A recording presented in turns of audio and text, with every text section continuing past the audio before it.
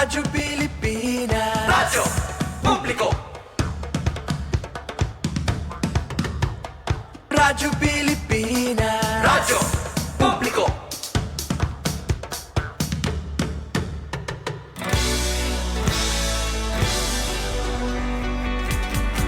Mahalagang mga balita, napapanahong impormasyon. Kami ang inyong gabay pag may bagyo at sakuna. Serbisyo ng gobyerno kapag may nangangailangan. Mga proyekto ng Pangulo, damang-dama ang pagmamahal niya. Tulay ng mga hinaing, ang problema ng bayan ating lulutasin. Tulay sa himpapawid, tulay ng pagbabago. Radyo Pilipinas, Radyo Publiko, ng bagong Pilipinas. Radyo Publiko, Radyo Pilipinas, Radyo Publiko, ng bagong Pilipino. Mga proyekto ng Pangulo, damang-dama ang pagmamahal niya. Radyo Pilipinas, Radyo Publiko, ang boses ng Pangulo.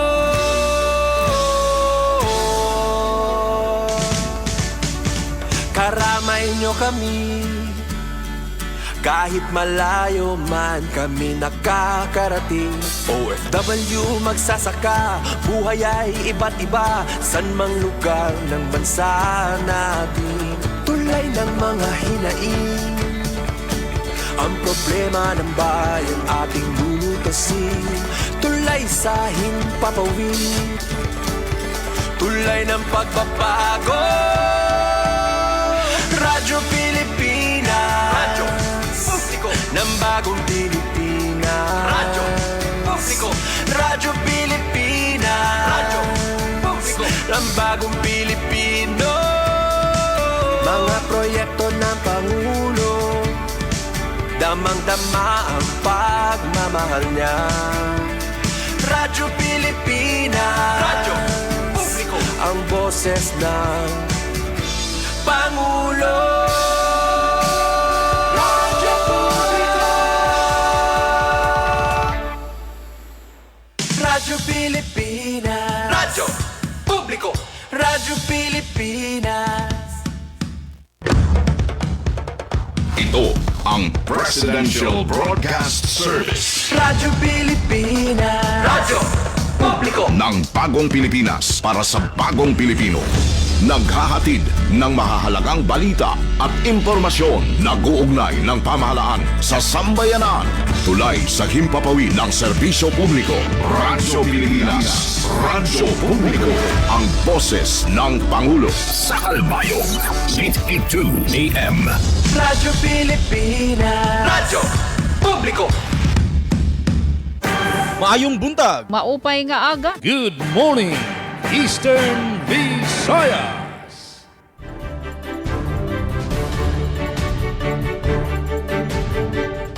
Aton oras, 3 minuto sa naglabay sa alas 8.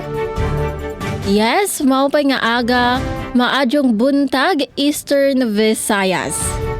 Oo, adin nakitliwat sa aton paborito nga programa, Good Morning Eastern Visayas. Og usa ka semana nakatliwat nga magkakaupod, tikang alas 8 hangtod alas 9 san aga. Sa ngaran sa naton acting station manager Hinaro Navilon, ako ang iyo host yana nga adlaw sa Lunes, Suzette Pretensio. Ngan kaupod naton didi sa Master Control, Sira Engineer Francis Marnie Balvez, ngan si Kuya Israel Ezra Taro. Ngan syempre dire la kita ang mga kaupod niyo yana. Kay siring pangani, 2 is better than 1, but 3 is better than 2. Oo. Kaya syempre mga kaupod liwat naton aton mga kasugbong sa Radyo Pilipinas, sa Radyo Publiko, ang aton mga sister station sa Eastern Visayas. Mga kaupod naton sa RP Sugod, si Kuya Javic Epiz. Ngan sa RP Borongan, si Ate Daisy Beliazar. Ngan, mga kaupod naton, si Sir Rodrigo Victoria, pero siya in malayan ng pamatihan, no? Oo, so not feeling well si Sir Rod from PIA Biliran. Maong kami-kami laanay yan waray anay yan naton kasugbong sa PCO. Anyway, Sir Rod, get well soon. Ngan pahuway laanay ikaw Yan naman God in uso yan na haramuhom ang mga nagkakasakit kay mahitungod sa aton unpredictable weather, 'di ba? O mapaso tapos tigda na nga nag-uuran. Anyway, adi kami nga tanan, kawapodan naton mga sister stations para magpadangat sa mga magkadordelain nga updates, impormasyon, nga mga labas nga balita sa mga iba-iba nga lugar dede sa aton rehiyon, Eastern Visayas. Yes, tikangan naton sa pagpadangat sa mga pauna nga impormasyon. Kumustahon naton ang kamutangan san panahon, update sa kuryente ug tubig, nga iba pa nga panhitabo sa naglabay nga weekend didto sa Sugod, Southern Leyte.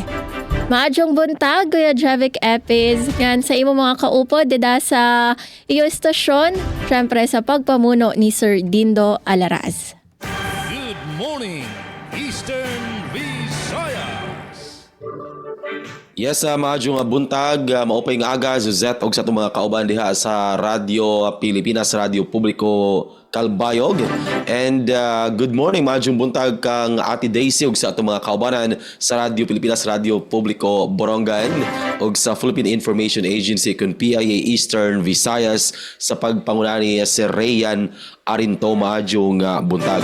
Update sa panahon din sa lalawigan sa Southern Leyte sa kasamtangan na ay dako nga bahin sa lalawigan ang nakasinati og indot nga panahon, pero sa pikas nga bahin usab adunay makita nga pikas nga kini mga baga nga paano nga posible magdala og pag-uwan. Pero kag nga buntag Ate Daisy, mga alas 6 sa buntag nagpakita ng tato kanindot sa kabuntagon dinhi sa Sugod kay nagpakita nga haring adlaw pero ning kalit lang nga adunay mga pangadon nga ni abot sa kasamtangan, posible adunay mahasinati gyud nga pag-uwan. So dili gyud ta magkumpiyansa mga kaigsunan, always kita magdala gyud og payong, raincoat uban pang protection para dili kita magka-problema og magkaapiki sa atong mga lakaw og sa atong mga biyahe. Alamin na karong adlaw nga Lunes klase adunay trabaho og adunay mga activity dinhi sa atong lokalidad. So mo na ang atong pahinumdom kabahin sa panahon.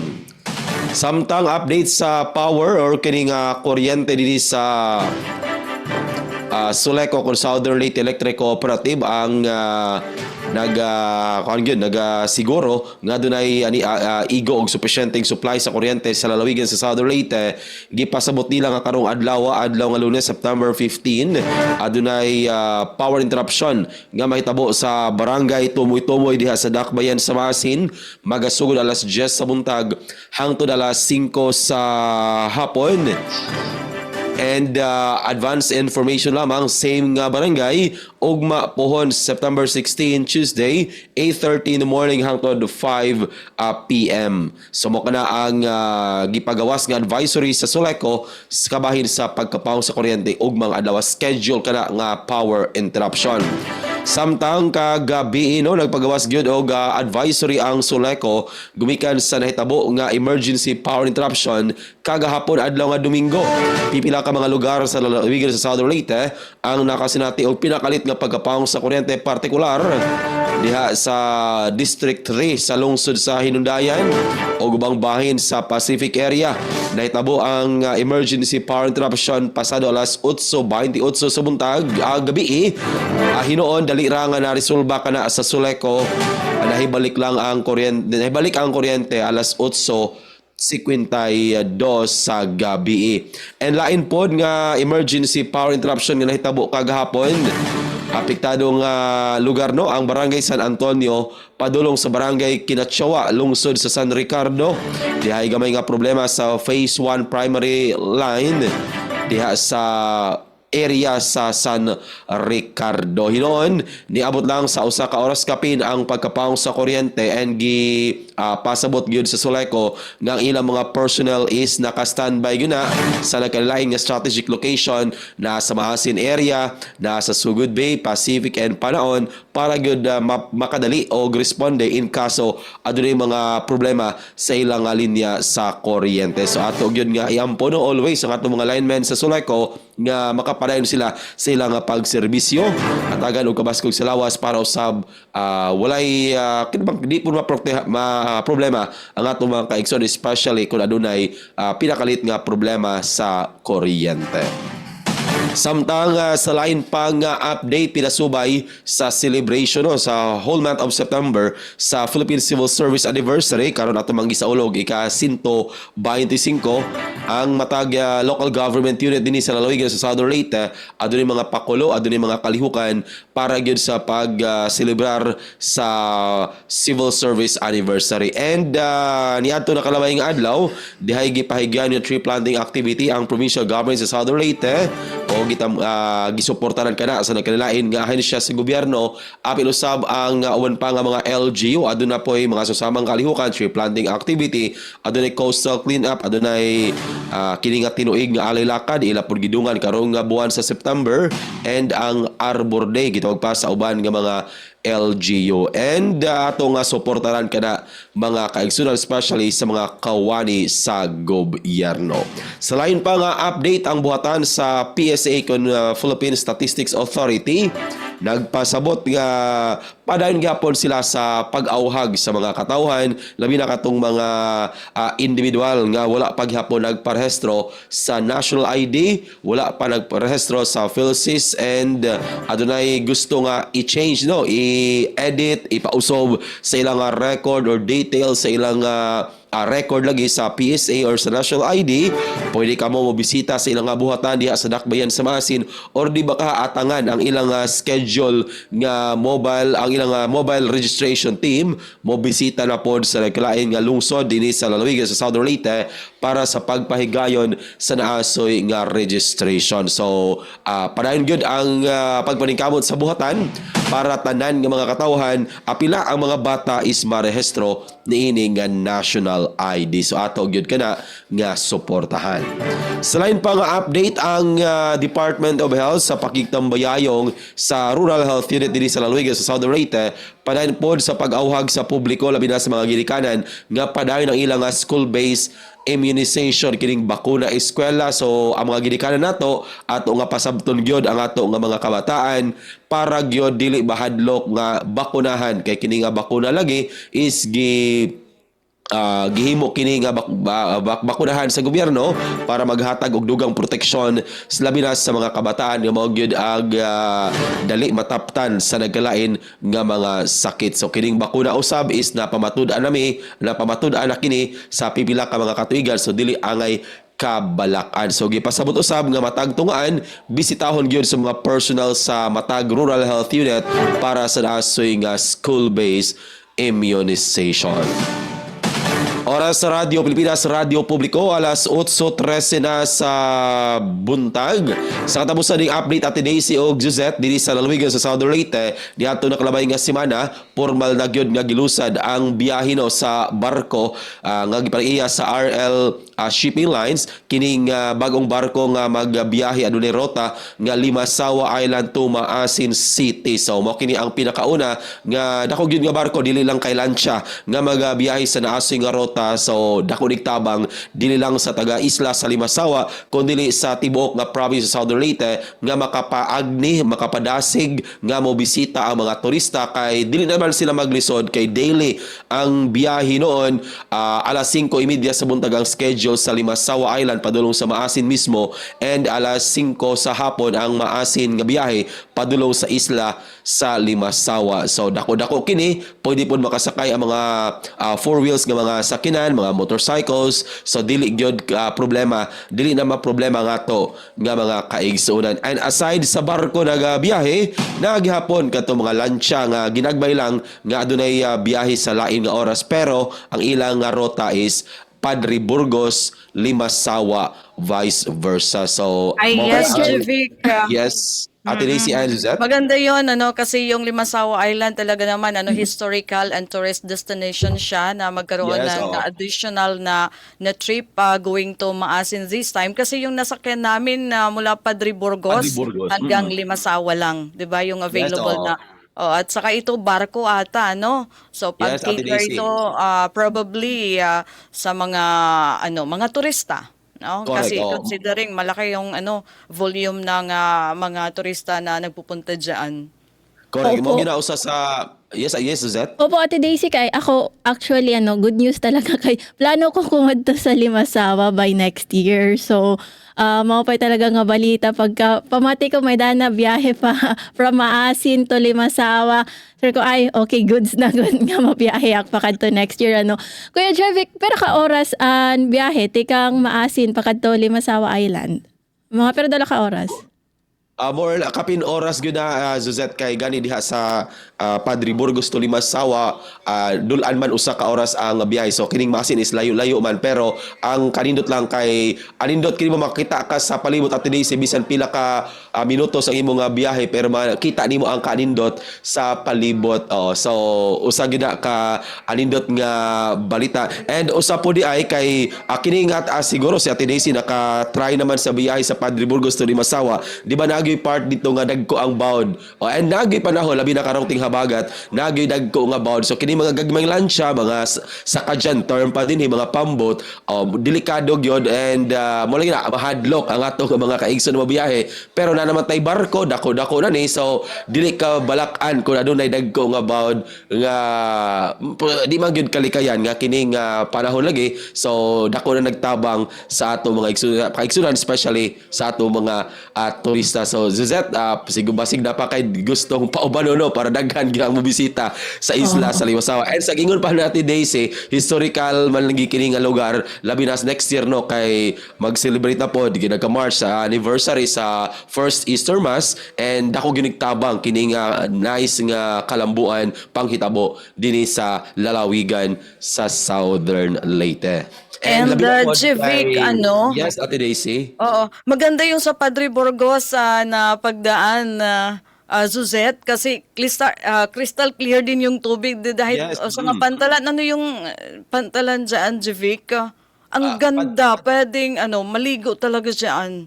Yes, oo. Kining sa pantalan sa Padre Burgos. And naman po'y mga beach resort, Ate Daisy diha. Sa kining gitawag og Tangkaan Beach Resort. Yun, yung Tangkaan. Sikat gyud nga beach diha sa Padre Burgos area. Ate Daisy, pero Diyan kami sa Tangkaan, ang ganda, ang ganda. Yes, Hindi ko oo. na manumduman. Siguro more than an hour din yung biyahe papunta sa correct. Oo. papunta sa And- Limasawa Island, but it was worth it. No. Yeah, and aside Ate Daisy and Suzette sa katong giingon ni Ate Daisy nga White Beach, nabiya po yung mga rock formation. Dili lang hinundag ko, pero makita ga po nimo ang rock formation sa area diha sa Tangkaan or sa Padre Burgos. So pagkanindot samtang nagabiyahe ka, makakita pagkanindot nga makita sa palibot.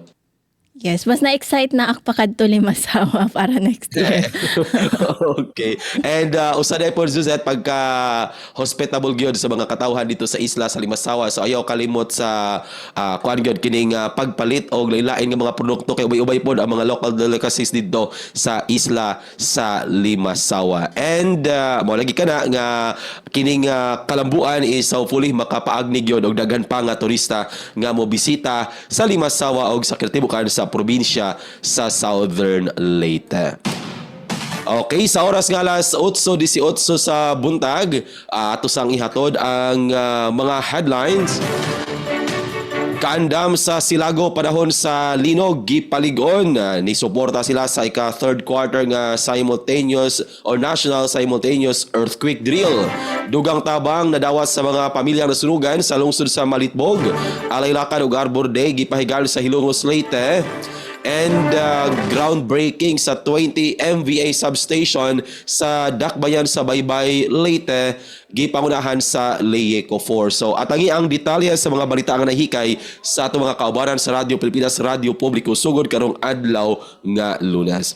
And sa mga station manager Sir Dido Alaras atong kauban sa Pikas Lawak sa Master Control Kuya Noel Palugod, kini ang inyong makauban hangtod unya nga alas 9 Jevic Epis. Once again, daghang salamat o good morning Eastern Visayas. Good morning, Eastern Visayas. Yes, daw mga salamat kay Javik Epis sa mga paunang nga impormasyon. Labi na sa to nga good news dito pakadto sa Limasawa. Oo, biyahe naman kita pakadto sa Borongan Eastern Samar. Mapay nga aga ati Daisy Beliazar ngan sa bugos nga persa San Orpi Borongan sa pagpamuno ni Ma'am Ruth Rivera Abunda. Good morning, Eastern Visayas. Ay yes, magandang morning Miss Zuzeta Pretensyo. Ba, blooming ngayon na. Alright, magandang morning gihapon. Hato na aton Acting Station Manager dida, Mr. Jean Navilon, ngan bugos ng pera sa itong Radyo Pilipinas sa Calbayog City. And sugod man, magandang morning, Radyo Pilipinas, sugod Southern Leyte, kan Jivic Ipiz, ngan bugos daman nga pera sa hita Radyo Pilipinas sa Southern Leyte, pinamumunuan ni Sir Doden sa Alaras, Station Manager. Ngantikang di Radyo Pilipinas Borongan, ini Daisy Laloso Bilizar, ito niyo makakaupod, syempre hailarom itong Station Manager. Pagmangulo ni Ate Ruth Rivera Abunda, kumplito kami yan na didi para makapahamtang hiton mga balita impormasyon para yan nga aga Lunes September 15, 2025 hataramdan good morning Eastern Visayas.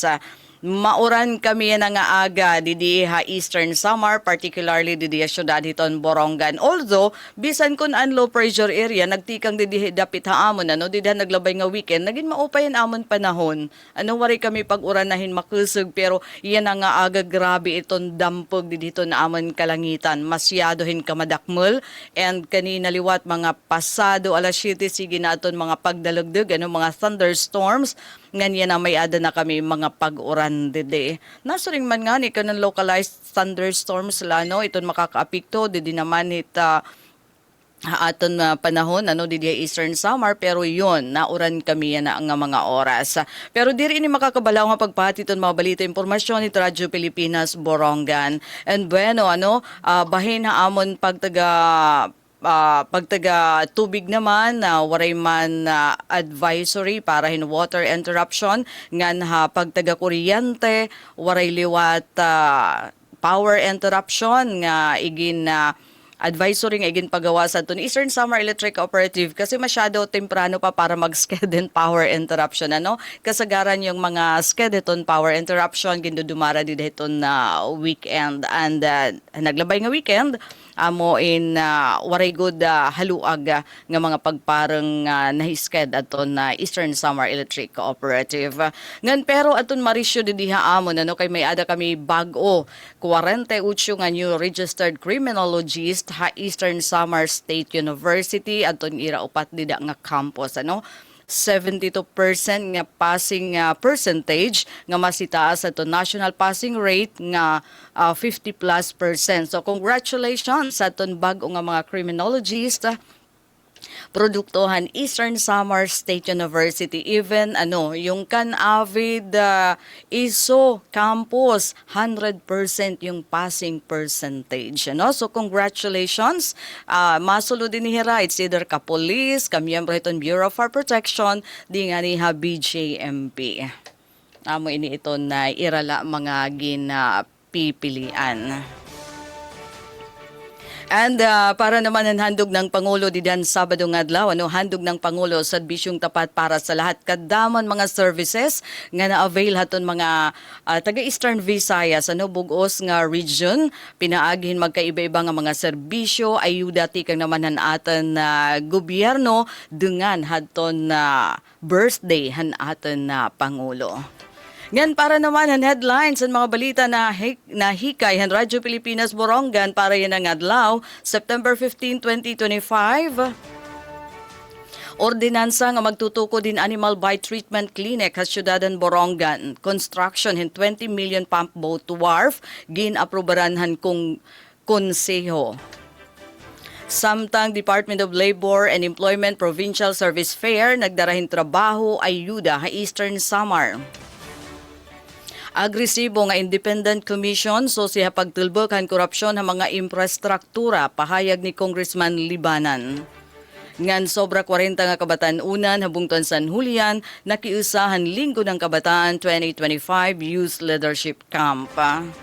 So Beno, Suzette and Javik, ang detalye itong mga balita, ipapadangat ito Radyo Pilipinas Borongan ha second round at Aramdan. Good morning, Eastern Visayas.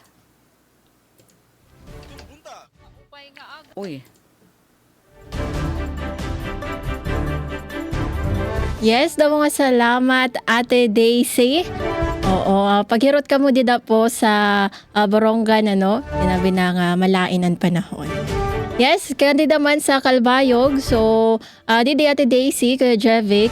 So, maupay naman panahon, didi sa akong pagbiaya, no? Nagpapakita si Mr. Sun. Although sa ako naobserbaran sa mga naglabay nga adlaw, linabi na sa itong weekend, nga pagkakulop, medyo nagdadalumdum.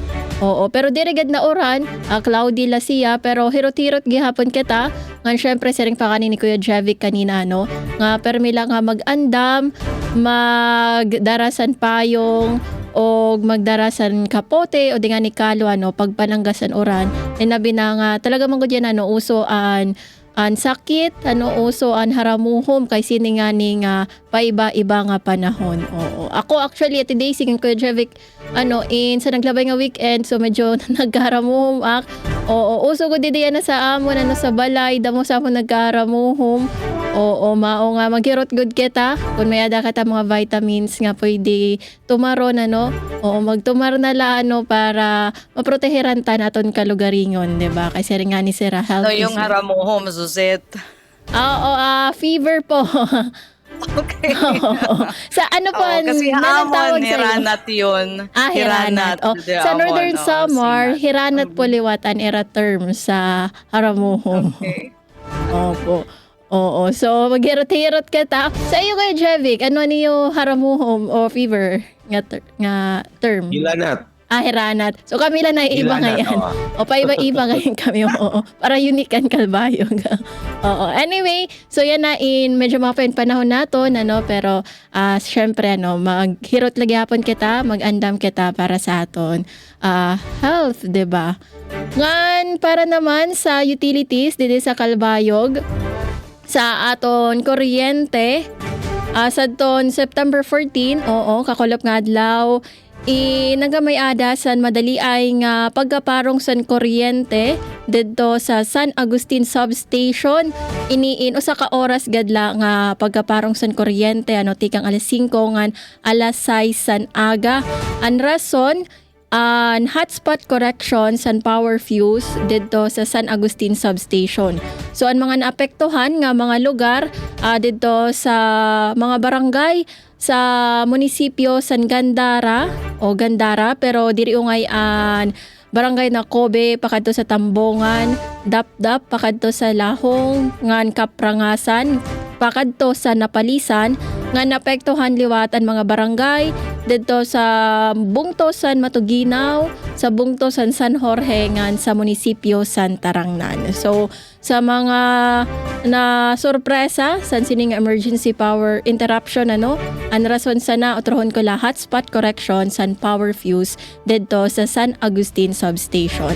So sa pagkaya na Ate Daisy Kuya Jevic, waray pa nagpagawa sa abiso sa Melco 1 para sa power interruption scheduled power interruption ngan waray liwat ginpagawas nga abiso an NGCP. So hinautunta nga magdiro-diretso ini pero anti guman gud kita nga danay nagakamayada san tigda lang nga pagkaparong san kuryente kay may adadanay nakakaulang sa mga linya sa mga poste kunano la Mao nga siguraduhon na lang naton nga aton mga devices, aton mga cellphone, power bank in permi na nga naka-charge nga hindi rin naton paabuton nga 1% na la siya pan magcha-charge kay bangin logod nga magcha-charge daw ta kamo tigdan na parongan kuryente. So empty bat na logod ka mano. Oo. Para naman sa tubig, dede sa Calbayog. So sa mga adton na istar sa upper part San Fulgencio subdivision dito sa Barangay Dagum ngan pipira nga parte sa Narcisa subdivision dito gihapon sa Barangay Dagum ngan Sitio Caballero kung iyo na obserbar nga medyo maluya an abid sa tubig o diri nga ni waray good nga na awas nga tubig sa iyo mga gripo.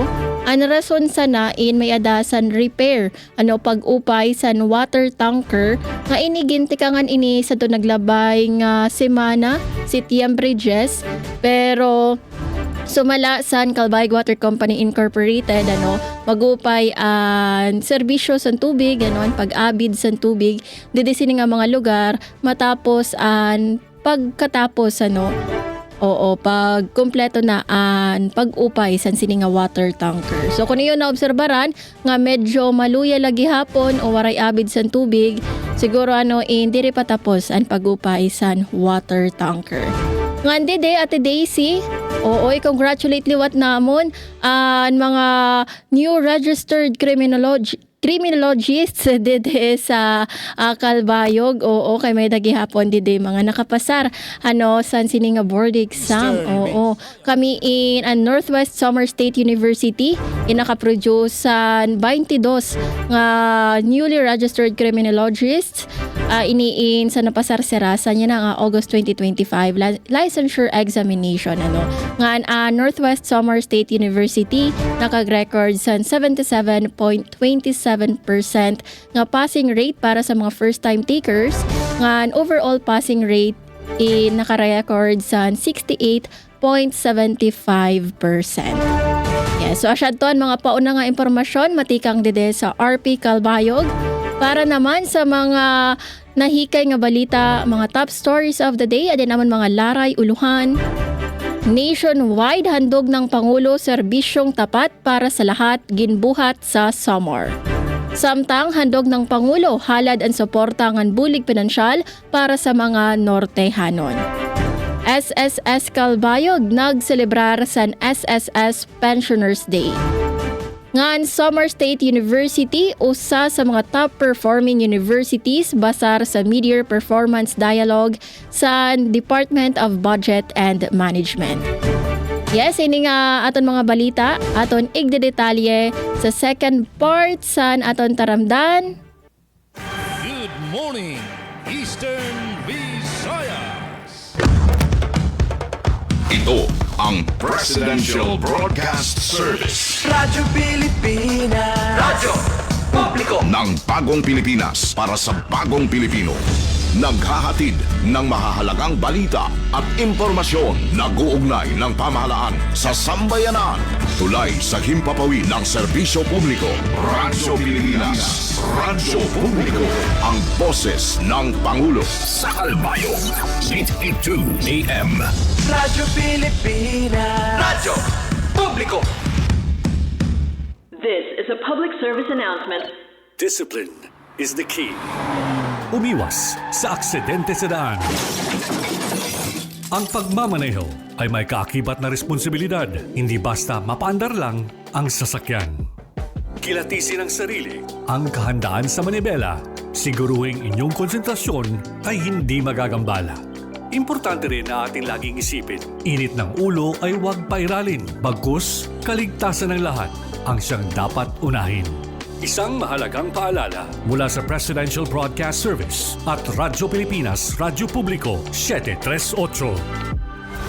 This is a public service announcement. Public service announcement From PBS, Presidential Broadcast Service at Radyo Pilipinas. Pilipinas, Radyo Publiko, 738. Mas pinadali na ang government transactions sa tulong ng eGovPH Super App. Pwedeng-pwede mo nang magawa ang lahat ng ito. I-download ang eGov app sa iyong smartphone o tablet mula sa App Store o Google Play Store. Pagkatapos, ilagay ang iyong mobile number at i-authenticate gamit ang one-time PIN o OTP para marehistro ang iyong account. Saka ilagay ang iyong mga pangunahing impormasyon at kumpletuhin ang facial recognition technology para sa verifikasyon ng iyong pagkakakilanlan. Para sa mas mabilis at mas maayos na serbisyong panggobyerno, gamitin na ang eGovPH Super App. Maayong buntag. Maupay nga aga. Good morning, Eastern Visayas. Aton oras, 26 minutos na lang nagpapabilin antes mag alas 9 san aga. Kamoin padayon nga namamati sa Good Morning Eastern Visayas. Ngan sa pagkayana, aton naman igdedetalye ang mga balita nga nahikay matikang sa RP Sugod, RP Borongan nga didi sa RP Calbayo. Unahon naton nga ni-welcome otro naton sa aton programa si Sir Javic Epis. Good morning, Eastern Visayas. Medyo nga buntag pag-usap ka natin tanan o para sa detalye sa mga balita nga nahikay, unahon na to din sa lungsod sa Radyo Pilipinas, Radyo Publiko Sugod, kandam sa lungsod sa Silago panahon sa linog, gipaligon pinasubay sila nga pag-suporta o pakighiusa sa nationwide simultaneous earthquake drill ni adto nakalabay nga simana. Para sa detalye ng report ni Aljon Malot. Radyo Pilipinas. Radyo Pilipinas. Yes, Aljo. Hiniusang nagpahigayon og dock cover and hold ang mga personahe sa lokal nga panggamhanan sa Silago, Southern Leyte. Kiniagig pagduyog sa nationwide simultaneous earthquake drill kun NSED para sa ikatlong quarter nining tuiga. Nasayran nga detalyadong gipakita sa mga kalihukan ng hustong buhaton gikan sa pagpatingog sa alarma hangtod sa higayon sa pagbakwit. Gilaki pusab sa drill ang pipila ka mga insidente nga posibleng mahitabo panahon sa linog o gitudlo ang mga pamaagi sa pagresponde. Gawas sa LGU, ni salmot usab ang mga barangay ug tunghaan sa Silago. Gihimo ang nationwide earthquake drill aron mas mapalapdan ang kahibawo ug kaandam sa matag Silagunhon kalabot sa mga ngayang buhaton panahon sa linog. Dugang pa, kinilakip sa mga proactive nga lakang sa pagsiguro sa kaluwasan ug kalig-on sa kinatibukang komunidad sa Silago. Balita gikan sa lungsod sa Silago para sa Bagong Pilipinas, Aljon Malot, Radyo Pilipinas, Radyo Publiko. Dagan kayong salamat Aljon Malot sa imong report. Good morning, Eastern Visayas. Alright, natin oras, mayada na kita 36 minutos sa nakalabayhan alas 8 haaga. We're saying good morning. Hiton pirahan natin mga viewers online. Jean Ross Ubalde is saying magandang morning. Eastern Visayas, maoran nga aga, and Ma'am Agnesia Roses is also watching. Ngan bueno, Javic and Suzette, ano aton lay advice ato naton mga engineers kay usa hiton mga aktibidad yan na temprano hiton aton pangulo mo in press briefing with the president alas 8:30 yan nga aga. So aton ni advice naton mga engineers nga kindly hook up dayon if ever magtikang na yung press briefing. So bueno, parahan na siyahan nga balita nahikayan Radyo Pilipinas Borongan para yan na ang adlaw September 15, 2025. Ordinansa nga magtutuko din Animal Bite Treatment Clinic sa syudadhan Borongan. Construction in 20 million pesos nga Pampo Dwarf gin-aprobaranhan Kongreso. Ang detalyihan report tikang kan Engineer Sok Aberia. Pilipinas Report. Nagdumaran sa anggunan panglungsodan syudadhan Borongan na nikaon siya pinakauring sesyon nga pinangunahan ni City Vice Mayor Emmanuel Chasungco gibuhat ang Biyernes at Timbre 12 as positional la syudad. Ining sesyon ginapurbaran ng Konseyo third and final reading.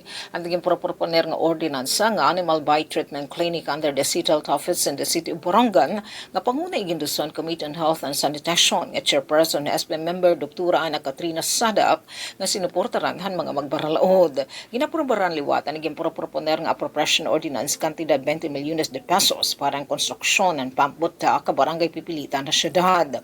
Igimpasa pa yung resolusyon na nag-uautorisaran o sa Borongan nga ganda representaran ni City Mayor Ivan Dayan Agda in pagpalitin 1 unit vehicle para City Disaster Risk Reduction and Management Office kantidad 2 milyones de pesos nga magsiserbi nga specialized vehicle na pagdudamarin rapid damage assessment and needs analysis or DANA in may natatabo nga mga emergency of disaster sa sa pang resolusyon para liwatan pagpalitan LG Borongan in 1 unit patient transport vehicle para Sidrimo kantidad 3 milyones de pesos aber masiguro ang talwas ug komportable nga pagdadaran mga pasyente tikan ira mga panimalay nga to healthcare facilities aber makabulig nga paghahatag ng kadagmitan nga serbisyo medikal ilabi na panahon hin mga emergency ug disasters.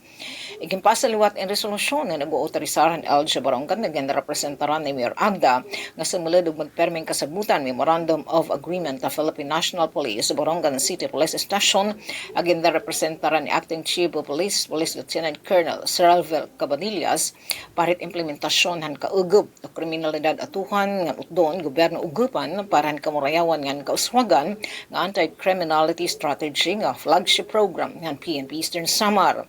Ug ang resolusyon nga nagahatag in otoridad kan Mayor Agda hangaran lokal nga pamunuan nga simulad og magpermeng kasabutan ng Government Service Insurance System GSIS Borongan Extension Office agenda representaran han pinuno hini nga buhatan ni Engineer Eusebio Cabidog Jr.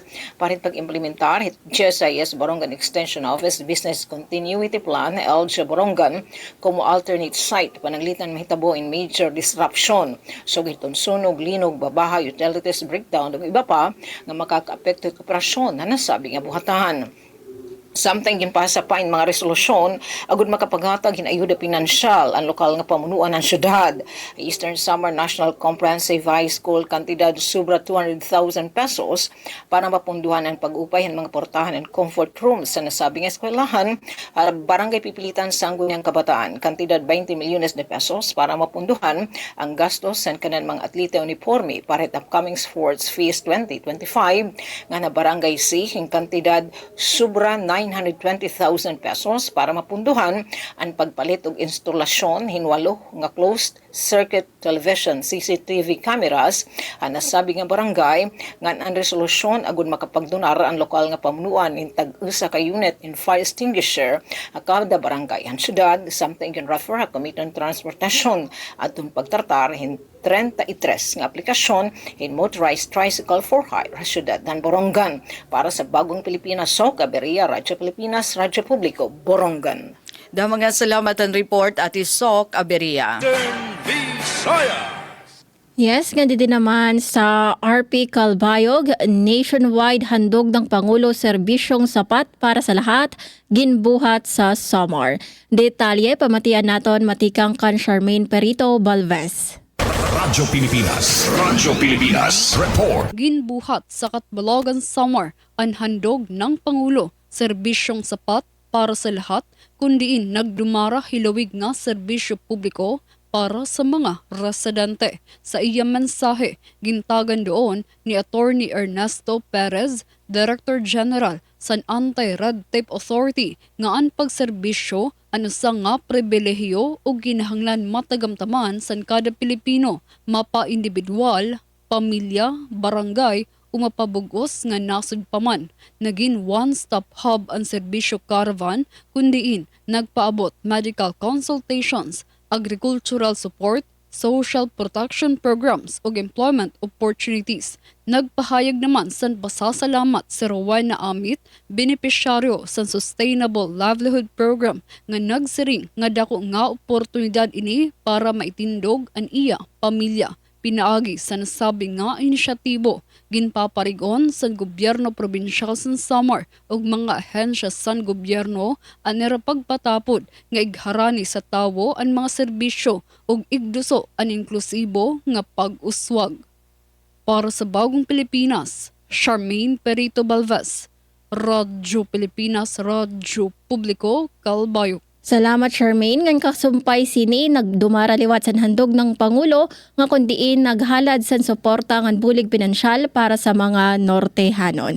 Detalye ade sa akon report. Radyo Pilipinas. Radyo Pilipinas. Report. Nagpadangat san hilawig nga bulig ang gobyerno, pinaagi san handog ng Pangulo Serbisyo Caravan nga manilampuson nga igin dumara sa probinsya sa Northern Samar nga kundiin gintutukan ang pinansyal ngan pangabuhian nga suporta para sa mga Nortehanon. Pinaagi sa Department of Labor and Employment o DOLE, nagkamayada sa job fair nga nag-abre sa sobra 200 nga trabaho nga tupad payout para sa mga shin nga benepisyaryo. Igin turnover gihapon ang livelihood check nga nagkakantidad sa 1.7 million pesos. Gintambungan gihapon sa Department of Trade and Industry o DTI ang aktibidad pinaagi sa paghatag sa livelihood kits para sa 36 nga former rebels samtang may loan approvals para sa mga gagmay nga negosyo. Sa sektor sa agrikultura, nagdistribuer ang Department of Agriculture sa vegetable seeds ng RFFA cards samtang ang Department of Agrarian Reform o DAR nag-turnover sa farm machinery ng equipment. Ang Register of Deeds o giba pa nga judiciary offices inaghatag sa libre nga serbisyo para sa land titling ng dokumentasyon o legal services. Nagpadangat liwat sa serbisyo ang DOH, PhilHealth, TESDA, PSA, Pag-ibig, GSIS, SSS, ngan iba pa nga ahensya nga nagpapakita san paningkamot san gobyerno nga maihatag ang serbisyo mismo sa katawhan. Para sa Bagong Pilipinas, Suzette Pretensio, Radyo Pilipinas, Radyo Publiko, Kalbayog. Aton oras, 44 minutos ang naglabay sa alas 8. Good morning, Eastern Visayas. Sa lain pang balita ni sa Southern Leyte, dugang tabang nadawat sa mga pamilyang nasunugan sa lungsod sa Malitbog. Para sa detalya na report ni Ruel Bugnos.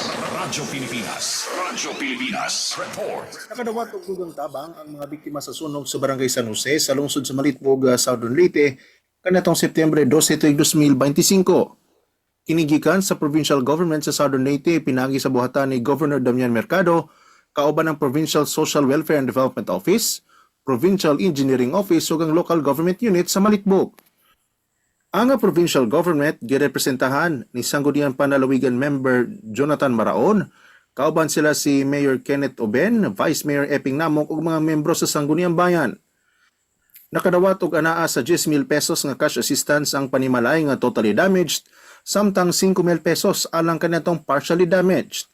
Dugang paniana gipangapod-apod usab ang anaa sa 160 ka mga GI sheets, 120 ka mga buok nga plywood, collapsible tents alang kanatong mga totally damaged nga mga panimalay, hygiene kits, family kits, kitchen kits ug sleeping kits gikan sa DSWD, family food packs ug mga used clothing. Kini nga pagtinabangay sa probinsya ug sa lungsod, makatabang sa pagbangon sa mga naapektuhan sa sunog sa neskutang barangay. Balita gikan sa lungsod sa Malitbog para sa Bagong Pilipinas. Roel Bugnos, Radyo Pilipinas, Radyo Publiko. Good morning, Eastern Visayas. Bueno, mga kasangkayan na natin ginaabangan nga press briefing. Kaupo ni Presidente Ferdinand Bongbong Marcos Jr. bubuhatan ni Hakalayan Hall ha Malacanang ini moment. Yan na nga nagilalauman nga ipapahayag ito na aton Pangulo aton magiging chairperson iton Independent Commission for Infrastructures nga mag-iimbestigar haton na ginaaligar mga anomalya haiging papatuman nga mga proyekto pan infrastruktura hiton aten gobyerno. So beno duga nga balita nahikayan Radyo Pilipinas Borongan, Department of Labor and Employment Provincial Service Fair nagdarin trabaho ayuda ha Eastern Samar. Ang detalyan report ikang Kanpen Pumida. Radyo Pilipinas. Radyo Pilipinas. Report. Malampuso na ginpatuman ang Department of Labor and Employment Eastern Samar ang Provincial Service Fair ng Jobs Fair hagin dumara nga handog ng Pangulo serbisyong sapat para sa lahat. September 13 ha Provincial Capital Gym diin gintig-ub ang mga oportunidad ha trabaho, emergency employment ngan suporta ha pangkabuhayan para ha mga komunidad han Eastern Samar. Sumalak kan Doli Eastern Samar Chief Salvacion Yepes, 98 nagparehistrong aplikante, samtang may dasobra na pulong employers ang nakiisa. May tulong nga hired on the spot, samtang ginlalauman nga iniin na dugangan. Isang highlight han aktibidad ang tupad payout, diin 1,630 nga benepisyaryo ang nakakarawat kabugusan nga 6.8 million pesos nga sweldo para ha temporaryo nga community work. Haylarum han special program for the employment of students, 101 nga estudyante ang nakakarawat, hinsobra 7,000 kada isa nga sweldo o kabugusan 708,000 pesos nga pondo. Nagserbisyo gihapon ang ibang ahensya, pinaagyan frontline assistance sa dokumento, social protection ngan program registration. Kasumpahini, diretsyo nga nakarawat ni board member Attorney Philip P.J. Ivardonian iya mga dokumento, tikang kan Assistant Secretary Rosalinda Bautista han Philippine Statistics Authority nga nagrepresentar kan Presidente Ferdinand Marcos Jr. upod hi PSA Eastern Samar Chief Statistical Specialist Ronnie Bahado. Pinagyan handog ng Pangulo serbisyo para sa lahat, nahimo nga posiblihan PSA nga makuha ang civil registry documents ngan ID hin madagmit, diro diretsyo ug maarakos nga bayad. Lakipan mga serbisyo nga gindarahan PSA ang masunod: birth, marriage ug death certificates, certificate of no marriage o CENOMAR, national ID registration ug digital ID generation, birth Registration Assistance Project. Aktibuliwat nga nagkaisa ang TESDA Eastern Samar. Hanasabing aktibidad, ang Arteche National Agricultural School inagpakitan ira abilidad ha barista training. Pinagyan live demonstration kundiin gintagan hin libre nga kape ang mga partisipantes. Samtang hi TESDA Specialist 2 Mr. Christopher Zamora, upod hi Dr. Marlon Misa, han Samar National School of Arts and Trades, ang nanguna hapanhatag han Cookery Institute Training Certificates, ngan Training Support Fund, nga nagkakantidad 198,400 pesos, ha mga kwalipikado nga benepisyaryo. Para habagong Pilipinas, Penelope Pumida, Radyo Pilipinas, Radyo Publiko, Borongan. Da mga salamat ang report, Ati Pen Pumida. Good morning, Eastern Visayas. SSS Calbayog nagselebrar sa SSS Pensioners Day. Detalye sa pagbalik ni Charmaine Perito Balvez. Radyo Pilipinas Report. Sa pagselebrar sa ika-68 nga anibersaryo sa Social Security System, ginbuhat ang SSS Pensioners Day sa siyudad San Calbayog. Kasumpay sini, utro gintagan doon ang ginlansar ni Presidente Ferdinand R. Marcos Jr. nga Pension Reform Program, ang pinakauna nga multi-year pension adjustment sa kasaysayan sa SSS. Katuyuanan sa programa nga siguraduhon ang mas sa taas ug patas nga benepisyo para sa masobra 3.8 milyon nga pensioners, kundiin ginhataas sa 10% ang pension sa retirement o disability pensioners, ngan 5% naman para sa survivor pensioners nga igpapatuman kada tuig, tinikangan tuig 2025, kutob 2027. Ang alokasyon ang nakabase sa masusi nga actuarial studies o ginkonsiderar ang panginhanglan sa kada sektor sa pensioners. Sa pakighimang raw sa Radyo Pilipinas Calbayog kan Senior Vice President, Fund Management Group Rantony Gibe, por luminos 93 bilyones pesos ang igagawas sa ahensya sa sulod sa tulo ka tuig, tikang sa koleksyon sa kontribusyon ug mahirot nga pag-manage san pondo. Gagaya po yung pinoproject na 93 billion projected expenses because of the pension increase. We assure that we have enough funds to pay for them. So po namin na talagang ma-assure na tuloy-tuloy and sustainable yung ibinibigay namin. So ibig sabihin po, makakaasa po kayo gabi po sa SSS, hindi po rushing into para mapasaya lang kayo pero hindi naman pala sustainable yun. Ginsiguro sa SSS nga magpapabilin nga marig-on og sustainable and era trust fund para masigurado nga durod-diretso ang makakarawat nga benepisyo sa mga pensyonado diri la sa ina kundi para sa masunod pa nga mga henerasyon. Para sa Bagong Pilipinas, Charmaine Perito Balvez, Radyo Pilipinas, Radyo Publiko, Calbayog. Salamat Charmaine sa imo balita. Good morning, Eastern Visayas. Dalayan pa nga balita din sa Radyo Pilipinas sa sugod groundbreaking sa 20 MVA substation sa Dakbayan sa Baybay Leyte. Gipangunahan sa Lico 4 para sa detalye aniya ang akong report. Radyo Pilipinas Report. Gisugda na sa Lico 4 kung Leyte 4 Electric Cooperative ang pagtukod sa bag-o nga 20 MVA Candadam substation pinagi sa usa ka groundbreaking ceremony niadto nakalabay nga semana dito sa Barangay Candadam, Dakbayan sa Baybay, probinsya sa Leyte. Kini nga proyekto mao na ang ikalima nga substation sulod sa franchise area sa Lico 4 o ikatulo sa Baybay City nga nagtinguha sa pagpalapad sa power capacity aron masuportaran ang paspas nga kalambuan sa Dakbayan. Pagkahuman ini ang substation gilauman nga makapadugang og kapasidad sa supply sa kuryente sa Baybay og mapuno sa 10 MVA Baybay substation og 5 MVA San Agustin substation.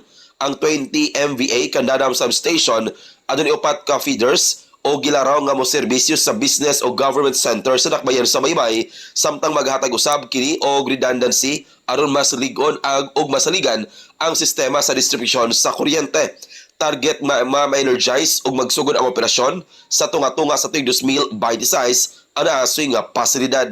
Gipangunahan ang seremonyas ni Baybay City Mayor Jose Carlos Cari, kaban sila acting General Manager Brenda Flores Amput Litod, Board President Attorney Joseph Carnel Bandalan, apil usab ang Lico 4 Board of Directors, samtang mitambok usab ang mga opisyal sa Barangay Candadam o si Engineer Valven Virian, Substation Manager sa NGCP District 1, Visayas O&M. Ang 20 MVA Candadam Substation usa ka dakong ebidensya sa paningkamot sa Lico 4 sa paghatag og epesyente, kasaligan og malungtarong nga serbisyo sa kuryente alang sa padayon nga pag-asenso og mas hayag nga kaugmaon sa mga katawhan nga ilang giserbisyuhan. Balita gikan sa buhatan sa Lico 4 para sa Bagong Pilipinas, Jevic Epis, Radio Pilipinas, Radio Publiko. Good morning, Eastern Visayas!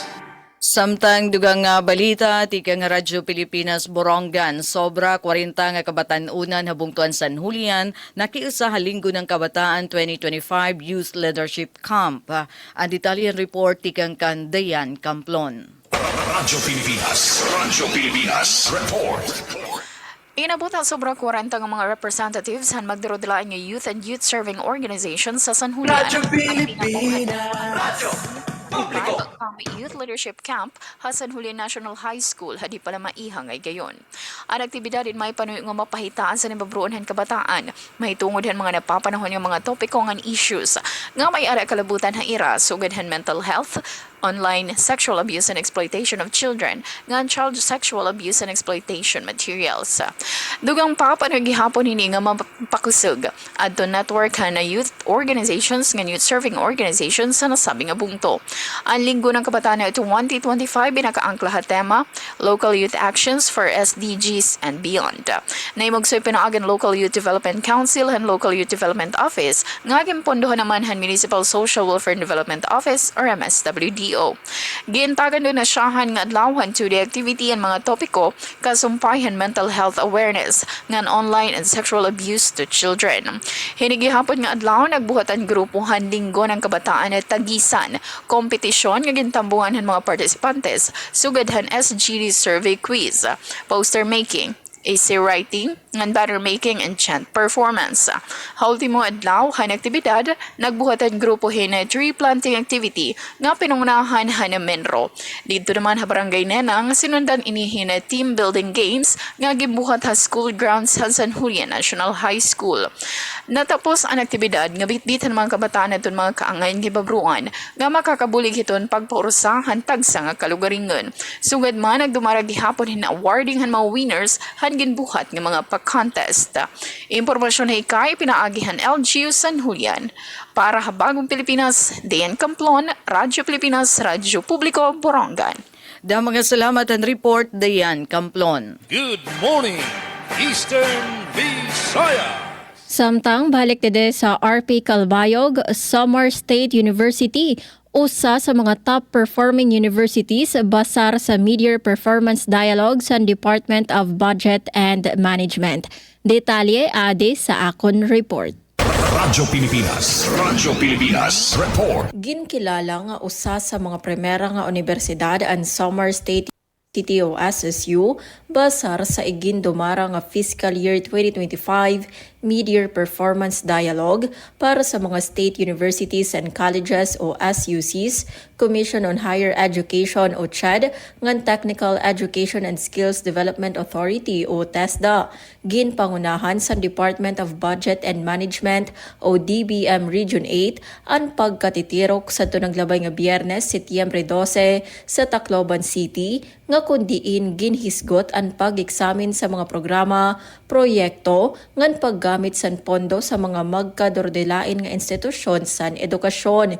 Ginpakita san SSU ang maupay nga pagmanage san budget ngan epektibo nga pagpatuman san mga inisyatibo nga nakatutok sa kalidad san edukasyon, panaliksik ngan serbisyo sa komunidad. Mahitungod sini ginkilala ang universidad como usa sa mga modelo sa maupay nga pan-gobyernuhan. Importante ang nasabing aktibidad agud masiguro nga nagagamit san sakto ug nabebenepisyohan san publiko ang pondo para sa mas hitaas nga kalidad sa edukasyon ug mas hilawig nga oportunidad para sa mga estudyante. Para sa Bagong Pilipinas, Suzette Pretencio, Radyo Pilipinas, Radyo Publiko, Kalbayog. Aton oras, 59 minutos ang naglabay sa alas 8. Beno, natapos na, maubos na aton oras para sa niya nga edisyon. Balik kita kan Sir Jevic Epis. Good morning, Eastern Visayas. Yes, walang gyud ay igong oras. So, diri sa Radyo Pilipinas, Radyo Publiko, sugod sa ngan sa mo station manager, Sir Dindo Alaras, atong kauban, sa Pikas Lawak sa Master Control, Kuya Noel Palugod, and sa itong mga reporter nga naghatod og balita karong adlaw nga Lunes, kini ang inyong nakauban, Jevic Epis. Dagan ging salamat, og once again, good morning, Eastern Visayas. Good morning, Eastern Visayas. Alright, mga kasangkayan, yan na nga ito na kita ha Malacanang parahan press briefing. Kaupo dito natin Presidente Ferdinand Bongbong Marcos Jr. Organizing. And as of yesterday, this is the way the commission is going to be organized. Justice Andy Reyes will be the chairperson of the ICI. He was a presiding judge of the Court of Appeals before. He has been a jurist for a very, very long time with a very good record of honesty and fairness and a good record of being able. He was a presiding judge of the Court of Appeals before. He has been a jurist for a very, very long time with a very good record of honesty and fairness and a good record of being able to find justice for those who have been victimized. And together with him are, of course, Babe Singson, who I think is familiar to everyone, as the former DPWH secretary. But beyond that, he has always been working in terms of the infrastructure. And as a former DPWH secretary, he has a good idea of, shall we say, where the bodies are buried. So that will give us immediately a advantage when we're doing this, when the commission is doing its investigation. And of course, the last member is Rosana Fajardo, who is the country managing partner of SGV & Co. She is a certified public accountant, and she has, again, with her experience, and we are hoping to take advantage also with some of the experts that they have in SGV. In terms of accounting, forensic accounting, all of these things that will be necessary. We have included Mayor Benji Magalong as a special advisor as well. There have been questions as to why Mayor Benji has been included, and the answer is very simple. When I went to Baguio, tinignan ko yung mga malabo na flood control project, ay sinalubong niya kaagad ako ng isang report. Investigador naman talaga si Mayor Benji. Kung maalala ninyo, he was the one who wrote, as CIDG head, he was the one who wrote the seminal report on the Mama Sapano incident. And that was immediately that gave